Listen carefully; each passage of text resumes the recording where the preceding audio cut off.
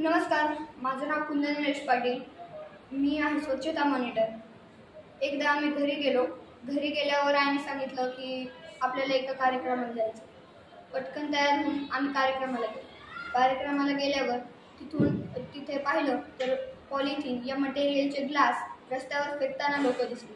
मी अनेक जणांना समजवायचा प्रयत्न केला, पण कोणीही ऐकलं नाही. मग मी गेलो, ज्यांचा कार्यक्रम होता त्यांच्याकडे जाऊन त्यांना समजूत देऊन त्यांना सांगितलं की पॉलिथिन हे मटेरियल खूप घातक आहे. त्यापासून पर्यावरणाची हानी होऊ शकते.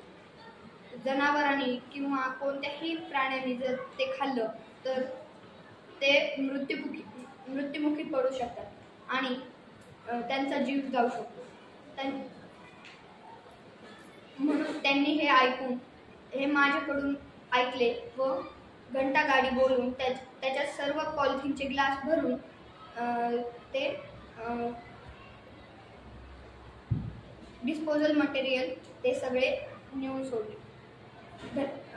Let's change. धन्यवाद.